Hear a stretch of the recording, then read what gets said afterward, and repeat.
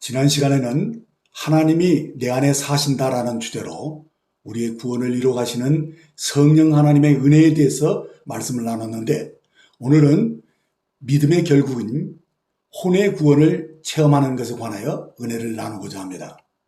우선 베드로전서 1장 3절로 9절 말씀을 한글 킹제임스 성경으로 보겠습니다. 하나님 곧 우리 주 예수 그리스도의 아버지를 송축하리로다. 그분은 그의 풍성하신 자비하심을 따라 죽은 자들로부터 예수 그리스도의 부활로 인하여 우리를 거듭나게 하사 산 소망을 갖게 하셨으며, 너희를 위하여 하늘에 썩지 않고 더럽지 않고 쇠하지 않는 유업을 간직해 두셨으니 너희는 마지막 때에 나타나기로 예비하신 구원을 얻기 위하여 믿음으로 말미암아 하나님의 능력으로 보호받고 있느니라.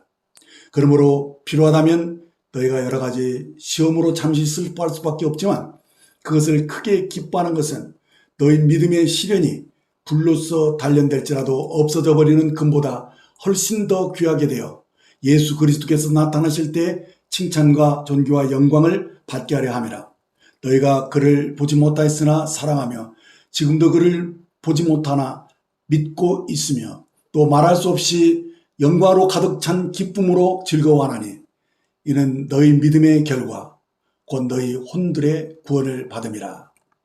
우리는 이 말씀으로 우리가 거듭난 이후로 어떠한 삶의 자세로 살아야 하는지를, 그 시작과 과정과 결과를 한눈에 볼 수 있도록 말씀해 준 것을 봅니다. 맨 앞에 3절에 하나님 곧 우리 주 예수 그리스도의 아버지를 송축하리로다. 그분은 그의 풍성하신 자비하심을 따라 죽은 자로부터 예수 그리스도의 부활로 인하여 우리를 거듭나게 하사 산 소망을 갖게 하셨으니 라고 말씀합니다. 맨 앞에 하나님을 송축하는 것이 나옵니다. 이는 우리의 구원이 전적으로 하나님의 자비하신 은혜로 되었기 때문입니다. 그래서 하나님의 사랑과 우리 주 예수님의 은혜를 우리가 기쁘게 찬양하고 감사와 영광을 하나님께 돌려드리는 것입니다. 우리가 어떤 자들이었나요?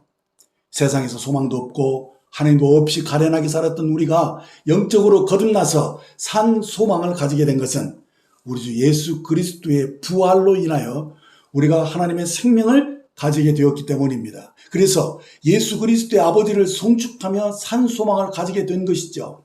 이어지는 4절 5절을 보시면 너희를 위하여 하늘에 썩지 않고 더럽지 않고 쇠하지 않는 유업을 간직해 두었으니 너희는 마지막 때에 나타나려고 예비하신 구원을 얻기 위하여 믿음으로 말미암아 하나님의 능력으로 보호를 받고 있느니라.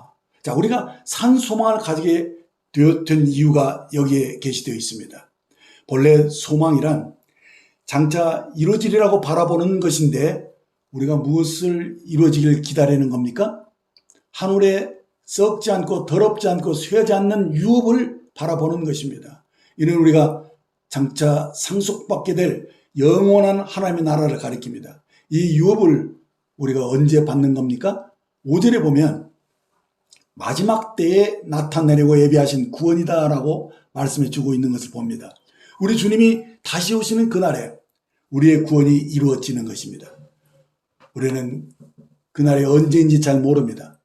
그러나 분명한 것은 그날에 우리의 구원이 완성된다는 것입니다. 우리 주님이 혹시 더디 오시면 우리 중에 어떤 분은 먼저 주님 품에 안길 수도 있습니다.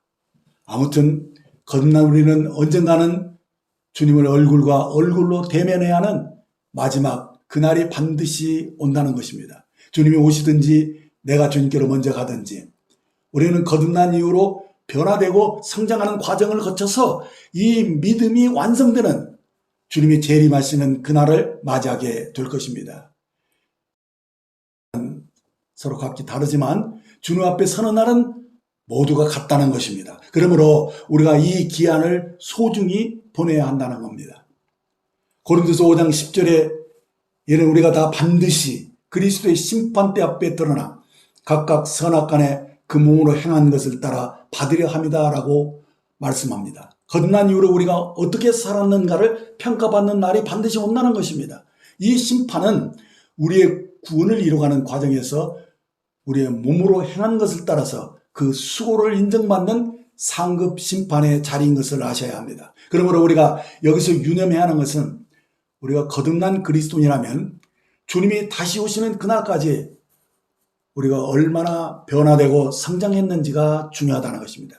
이것이 오늘 말씀의 주제인 혼돌의 구원과 직결되는 문제입니다. 즉 우리가 주의 형상의 영광을 얼마나 이뤘는가, 주님이 다시 오시는 그날에 그것이 밝혀진다는 것입니다.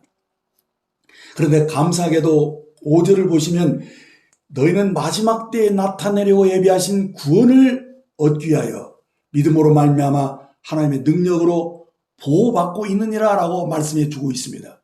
그렇습니다. 이 예비하신 구원을 얻기 위해서 우리가 믿음으로 산다면 이 모든 과정 안에서 우리가 어떤 일을 만나든지 하나님의 능력으로 보호를 받는다는 것입니다. 그러니까 이 말씀은 애정된 우리의 구원의 전 과정이 하나님의 주권 안에서 완성되는 그 순간까지 이 모든 과정이 하나님의 능력으로 보호받는 가운데서 우리의 구원이 완성된다는 말씀입니다. 그러므로 이어지는 6절, 7절을 보십시오. 그러므로 필요하다면 너희가 여러 가지 시험으로 잠시 슬퍼할 수밖에 없지만 그것을 크게 기뻐하는 것은 너희 믿음의 시련이 불로써 연단될지라도 없어져 버리는 금보다 훨씬 더 귀하게 되어 예수 그리스도께서 나타나실 때 칭찬과 존귀와 영광을 받게 하려 합니다라고 말씀해 줍니다. 자, 그렇다면 거듭난 이후로 우리의 삶이 무엇을 위해 어디에 목표를 두고 살아야 하는 겁니까? 그것은 우리 주 예수 그리스도께서 나타나실 때 그 앞에서 칭찬과 존귀와 영광을 받게 되는 그 소망을 가지고 날마다 그 영광을 향해 나아가야 한다는 것입니다. 하지만 이 과정에서 우리는 때로 우리가 원치 않는 시험을 당할 수도 있다는 것입니다. 그런데 이 시험은 영광을 얻기 위해서 피할 수 없는 이 고난임을 말씀하고 있습니다. 그래서 성경은 필요하다면 너희가 여러 가지 시험을 잠시 슬퍼할 수밖에 없지만 잘 감당해야 한다라고 말씀합니다. 그래서 우리가 이 시험을 만날 때 도리어 크게 기뻐하라는 것입니다. 왜냐하면 하나님은 우리에게 영광을 얻게 하시려고 여러 가지 시험을 거치게 하시는데 어차피 우리가 감당해야 될 시험이라면 이를 기쁘게 여기라는 것입니다. 그래야 이 시험을 잘 통과할 수 있고 또 거기서 많은 유익을 얻을 수 있기 때문입니다. 고린도서 10장 13절을 보시면 사람이 감당할 시험 밖에는 너희가 당할 것이 없나니 오직 하나님이 미쁘사 너희로 감당하지 못할 시험당함을 허락지 아니하시고 시험당할 즈음에 또한 피할 길을 내사 너희로 등이 감당하게 하시느니라 하신 이 말씀을 보십시오.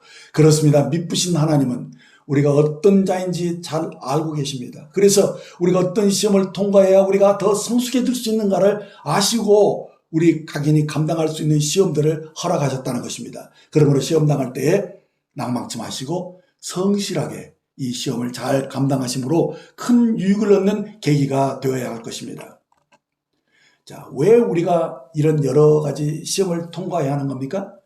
그것은 우리가 오랜 세월을 하나님 없이 이 악한 세상에서 살아왔기 때문에 알게 모르게 이 세상으로부터 죄의 사상과 이론들이 우리 몸과 마음에 들어와서 하나님을 대적하게 하는 견고한 진을 형성하고 있다는 말씀입니다.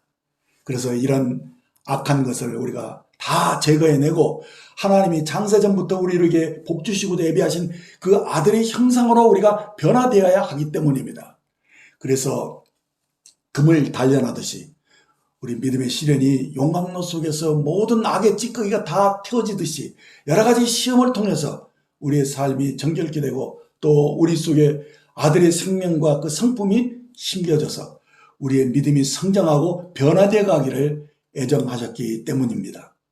그러므로 이어지는 8절 9절을 보십시오. 너희가 그를 보지 못하였으나 사랑하며 지금도 그를 보지 못하나 믿고 있으며 또 말할 수 없이 영광으로 가득 찬 기쁨으로 즐거워하나니 이는 너희 믿음의 결과 곧 너희 혼들의 구원을 받음이라라고 말씀해 주고 있습니다.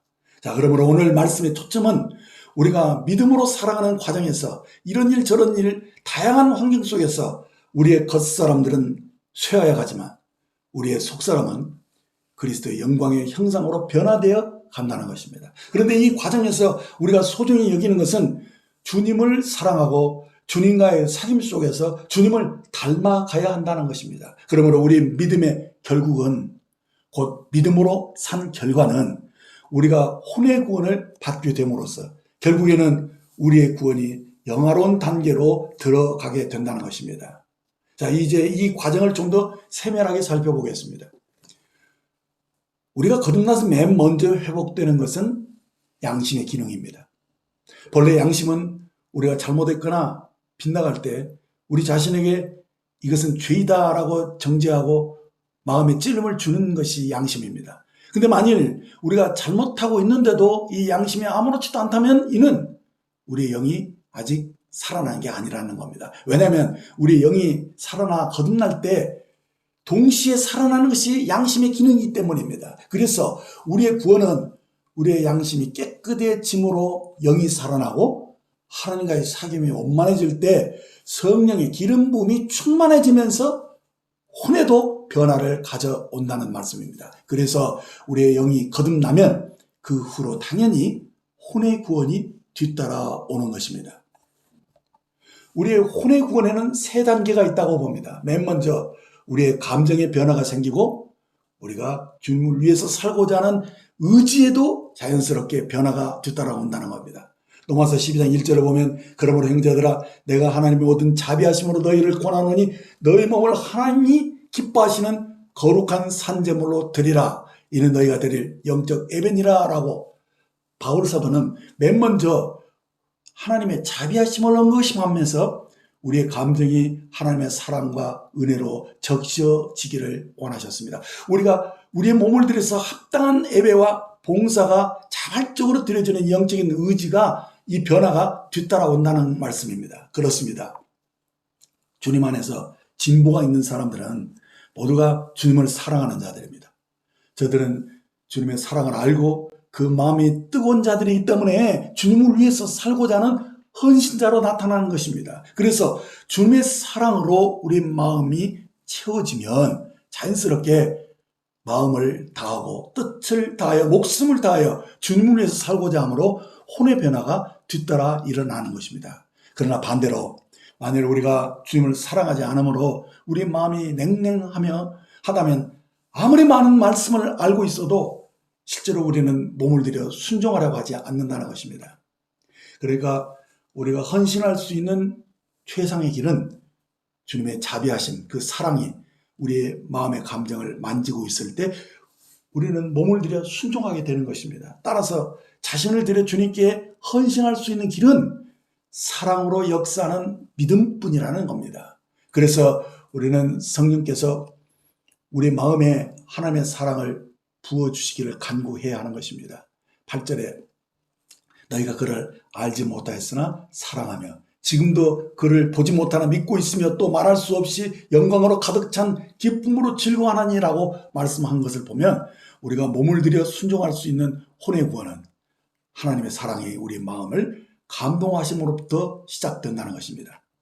그래서 혼의 구원의 다음 단계로는 로마서 12장 2절에 연결됩니다.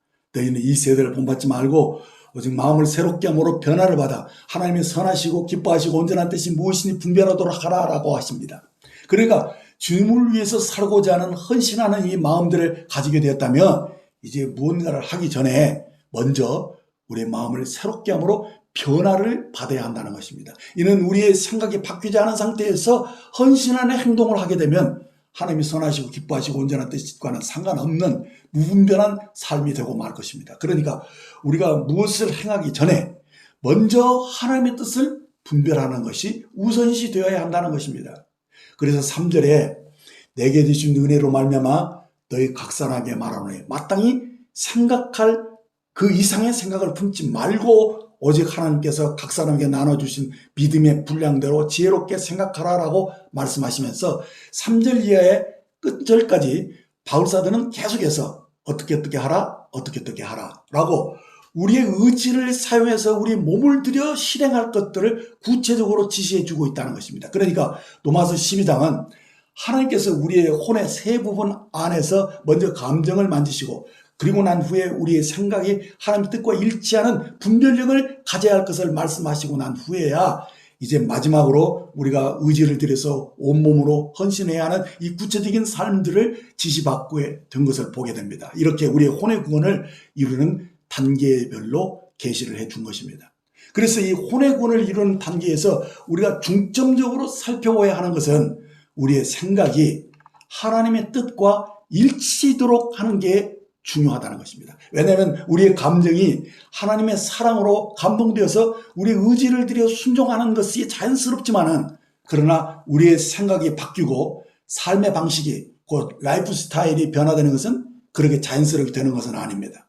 왜냐하면 우리가 오랜 세월을 주님 없이 세상과 짝하며 살았기 때문에 알게 모르게 세속적인 사고방식이 우리의 생각의 가치 속에 들어와 있다는 것입니다. 그래서 이 세대를 본받지 않고 오직 마음을 새롭게 함으로 변화를 받는 것은 우리의 단 한 번의 결심으로 되는 것이 아니고, 매번 무엇을 하기 전에 앞서 매일 새롭게 성령님의 도우심을 받아야만 한다는 것입니다.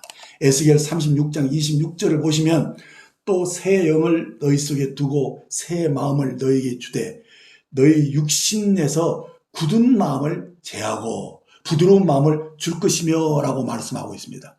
우리가 구원을 받을 때 하나님은 우리에게 새 마음을 주시는 것입니다. 그러나 우리가 오랫동안 육체로 살아왔기 때문에 우리에게 육신의 생각이 곧 굳은 마음, 그 강팍한 마음이 우리 마음속에 자리 잡고 있다는 것을 아셔야 합니다. 그래서 우리 마음이 악에 의해서 상처를 받게 되었을 때, 혹은 배신이나 학대나 고통을 받았을 때 우리 속에 울분과 분노와 안갚음 등으로 인해서 우리 마음이 굳은 마음, 곧 모진 마음이 되어 있다는 것입니다. 그래서 새 마음으로 변화를 받게 되는 것이 그렇게 쉽지 않다는 것입니다. 하지만 감사하게도 우리가 거듭날 때 부활하신 주님이 생명 주는 영으로 우리 마음에 오셨다는 것입니다. 그래서 새 영을 우리 속에 주시고 새 마음을 주실 때 우리의 마음의 상처를 치유해 주심으로 굳은 마음을 제하여 주시고 부드러운 마음을, 새 마음을 주셨다는 말씀입니다. 그래서 우리 영이 거듭남으로 하나님의 의를 가지게 되었을 때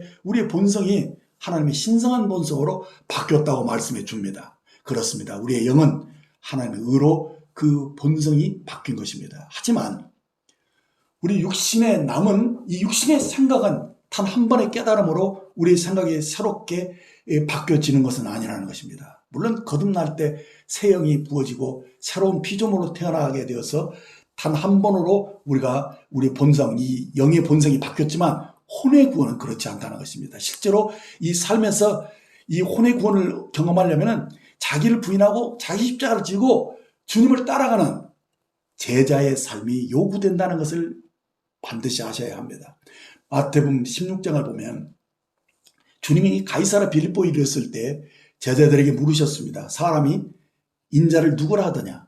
더러는 세례요한, 더러는 엘리야, 에레미야나 선지자 중 하나이다 라고 말할 때, 이때 너희는 나를 누구라 하느냐 하셨는데 시몬 베드로가 대답했습니다. 주는 그리스도요 살아계신 하나님의 아들이신다 라고 대답했을 때 주님은 바요나 시몬아 내가 복이 있도다. 이를 내게 알게 하는 이는 혈육이 아니요 하늘에 계신 내 아버지다 하시면서 너는 베드로라 내가 이 반석에 내 교회를 세우리라 하셨고 천국 열쇠를 내게 주느니 하시면서 대단히 기뻐하셨습니다. 그런데 이때로부터 예수 그리스도께서 자기를 십자가에 예루살렘에 올라가서 장로들과 대제장들과 서기관들에게 많은 고난을 받고 죽임을 당하고 제3일에 살아나서 제자들에게 가르치셨는데, 이때 베드로가 예수님을 붙잡고 항변하여 이르되 주여 그리 마옵소서 이 일이 결코 주님께 미치지 아니하리다 라고 한 것을 봅니다.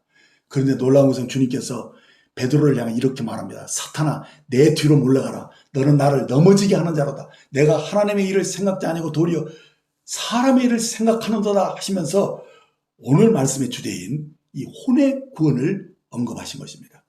누구든지 나를 따르려거든 자기를 부인하고 자기 십자가를 지고 나를 따를 것이니라. 누구든지 제 목숨, 이것이 혼입니다. 푸시케입니다. 내 목숨을 구원코자 하면 잃을 것이요 누구든지 나를 위하여 제 목숨 혼을 잃으면 찾으리라. 사람의 온 천하를 얻고도 제 혼을 잃어버리면, 목숨을 잃어버리면 무엇이 유익하리요?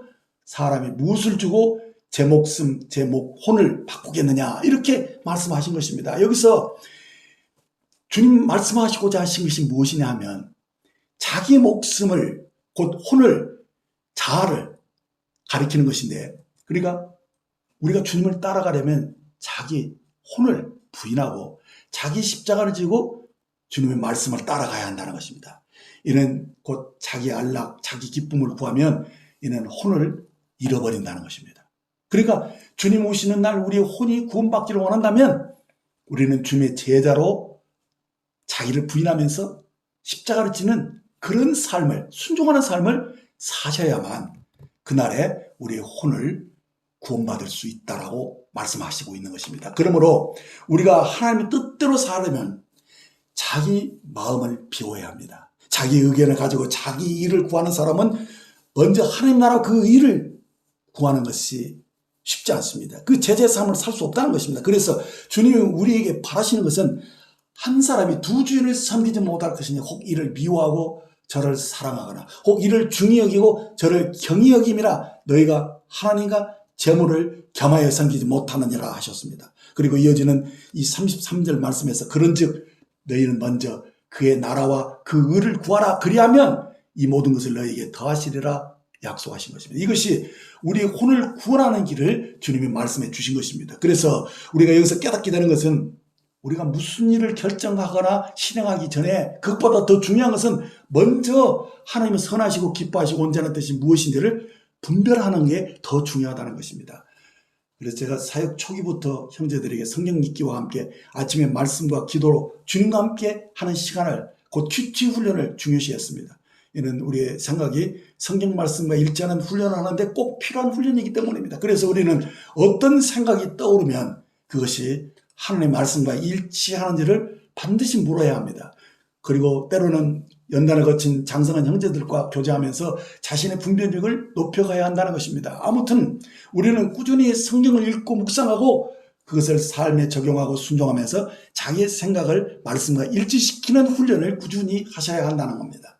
그러므로 말씀으로 자기의 생각을 꾸준히 정화시키고 경건의 훈련을 중시해야 하는 것이죠. 그래서 성경을 보실 때는 자신의 견해나 안목이나 선호하는 것 등 이런 것들을 일단 다 내려놓고 자기 생각을 말씀으로 교정해 가려고 하는 그런 자세로 이 경건의 훈련을 게을리해서는 안 됩니다. 주님, 이것은 어떻게 해야 합니까?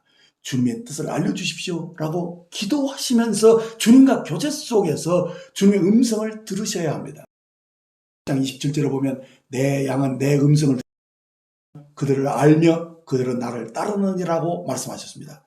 간혹 사람들은 저는 거듭났고 방언도 말하지만 성령께서 저에게 말씀하시는 것을 들어본 적이 없습니다. 저에게 무슨 문제가 있나요? 라고 묻는 분들이 있는데 만약에 그리스도인으로서 성령의 음성을 분별하기 어렵다고 느낀다면 그건 주님의 목소리가 작기 때문이 아니라 아마도 주님의 음성에 귀를 기울이지 않았거나 이미 말씀하신 걸 자기 생각이라고 여기고 있기 때문인 것입니다. 성령님은 어떤 모양으로든 우리에게 말씀하십니다. 그러나 주님의 음성은 우리 귀로 듣는 게 아니라 영으로 그 말씀을 듣는 것이므로 우리 속사람이 그분의 음성을 듣는 것에 훈련을 하셔야 합니다.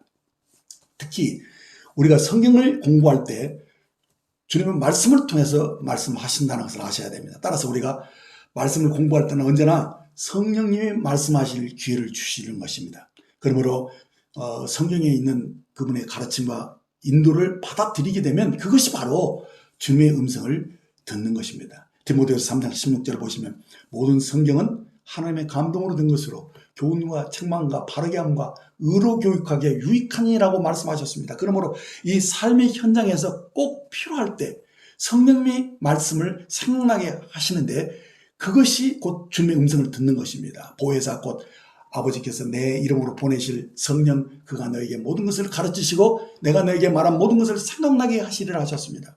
그러므로 이제부터는 절대로 성령님이 나에게 말씀하시는 것인지 잘 모르겠다 이렇게 말씀하지 마시고 예수님이 하신 말씀대로 나는 아버지를 알고 아버지도 나를 아십니다. 나는 그분의 목소리를 듣고 알아차릴 수 있습니다 라고 주님의 음성을 기대하시면서 들을 수 있을 것입니다. 그러므로 매사에 크고 작은 일에도 주님께 항상 물으시고 때마다 시마다 주님이 무엇라고 말씀하시는지 그 음성을 듣고자 하시면 주님이 말씀해 주실 것입니다. 이렇게 우리가 생활 속에서 주님의 음성을 들어야만 우리가 우리 혼이 구원받는 것을 체험할 수 있게 되는 것입니다. 그러므로 우리의 생각이 주님의 뜻과 일치되는 삶을 사시려면 우리는 늘 성경을 읽고 묵상하는 훈련을 꾸준히 하셔야 합니다. 그래서 중요한 자세가 있습니다. 그것은 성경을 읽을 때 자기 생각과 의견을 일단 한쪽에 내려놓는 것을 배워야 합니다.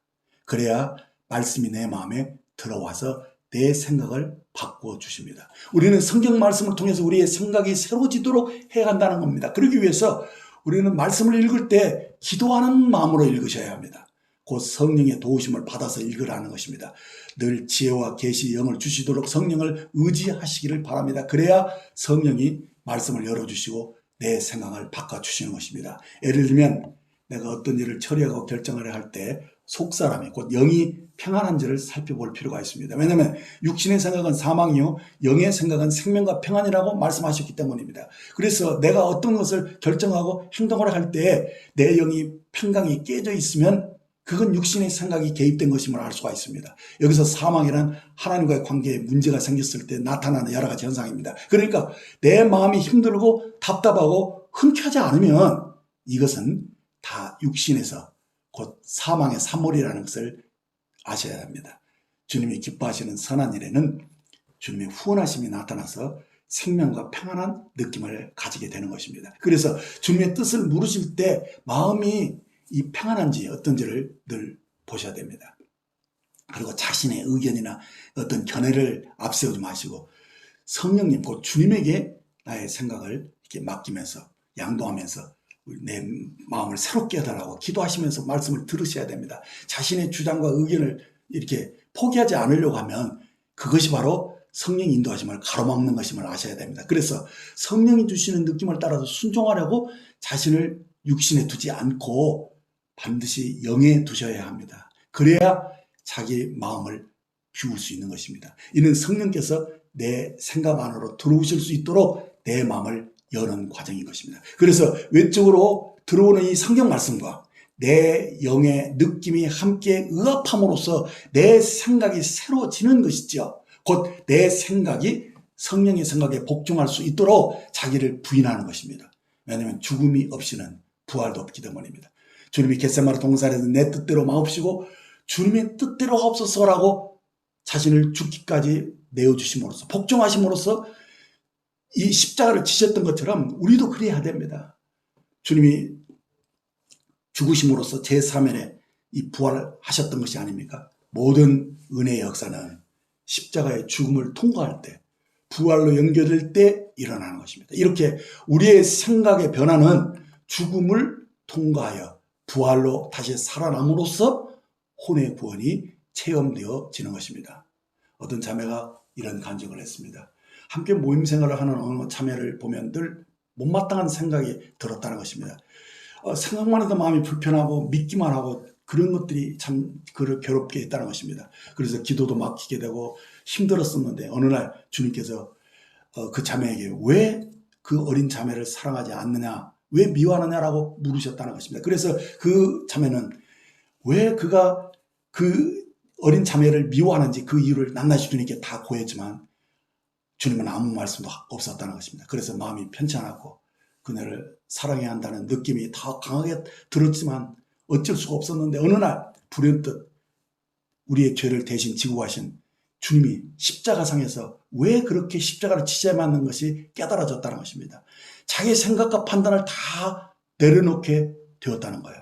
십자가의 죽음을 보면서 나도 이 십자가를 통과하듯이 자신의 의견과 생각을 다 내려놓아야 되겠다 하면서 그날 자매를 미워했던 모든 것을 다 내려놓고 이제 그렇게 마음을 비우니까 그 마음속에 주님 자매를 사랑하는 마음이 성령님께서 부어주셨다는 거예요. 그래서 얼마나 마음이 홀고안하고 편안했는지 몰랐다고 그렇게 간증을 했는데 그래서 그 자매가 주님께 기도했대요. 주님, 제가 그 자매를 찾아가서 지금껏 내가 미워했다라고 나를 용서하라고 그렇게 말할까요? 라고 했을 때 주님은 그렇게 하지 말라고 하셨대요. 왜냐하면 그 어린 자매는 늘 자기가 사랑받고 있는 사람이라고 생각했는데 그렇게 굳이 그걸 말할 필요가 없다고 하셔서 그가 더욱더 마음이 홀가분해졌다는 것입니다. 아무튼 간에 이런 계기를 통해서 그가 정말 자기를 비우고 이 성령님의 이 감동하심을 따라서 순종했을 때 그가 자매를 사랑할 수 있는 그런 힘을 얻게 되었던 것을 보게 되는데 이와 같은 것입니다. 우리가 생각을 비워야 됩니다. 자기를 부인해야 됩니다. 이 십자가의 죽음을 통과할 때 우리 생각의 변화가 일어나고 혼의 구원을 체험할 수 있게 된다는 말씀입니다. 다 같이